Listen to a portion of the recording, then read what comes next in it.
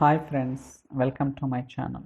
In today's video, I'm going to talk about new scenario in DAX. So please try to watch all my previous videos so that you'll get more understanding on different technologies like SQL Server development, performance tuning, Power BI and DAX, and integration services. Now we'll go to the Power BI desktop. There you can understand today's video demo. So for time being, already I have designed the report, so I'll try to explain what are the steps I have followed to design this report and all. So basically, so here the requirement is very simple. So here we can see that one visual and one table as well as one slicer. So here the requirement is, so based on the year selection, for example, you can see there are four values like 2001, 2, 3, 4 and all. For example, in case if I select 2004, I need to display all the months in 2004 as well as previous year two months. Okay, it means that I need to display the 14 months. Okay, for example, now so far I am clicking on 2004. Here we can see I am displaying all the months in 2004 as well as previous year 2 months like November 2003 as well as December 2003. So basically you might will get a question why I am displaying January to July only.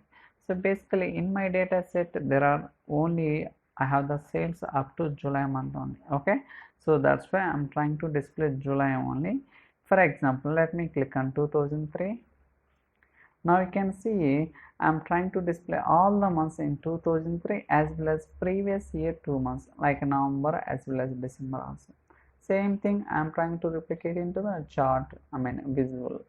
So I'm selecting 2002, again same thing 2002 I'm trying to display January to December as well as 2 months extra like November and December. These are coming from the previous year. Again if I select 2001 means, so I'm trying to display January to December.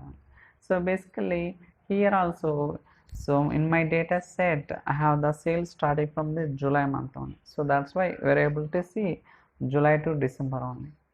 Okay, so like that, so I have implemented this requirement. So there are some cases we will get this kind of requirement like based on the selection I need to display 13 months or 18 months something. Okay, so it's very easy, we can make little changes based on that. We can implement different kind of requirement.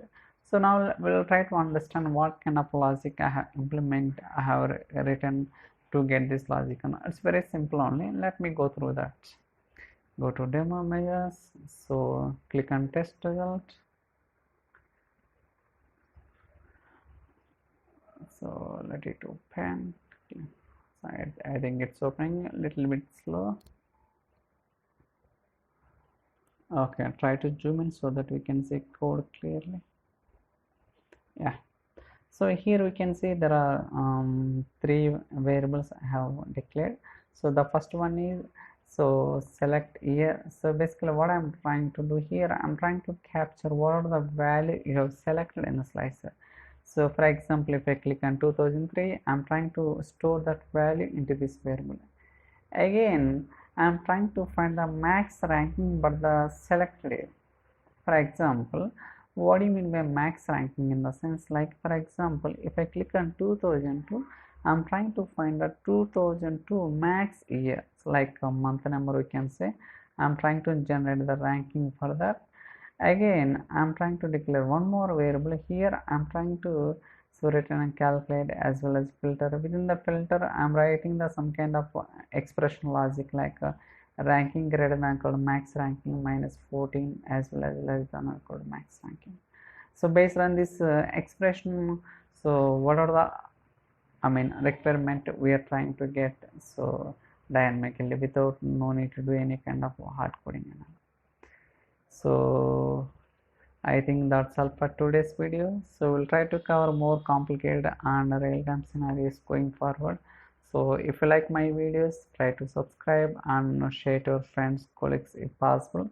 So see you soon in the next video. Thanks so much for watching. Thank you guys.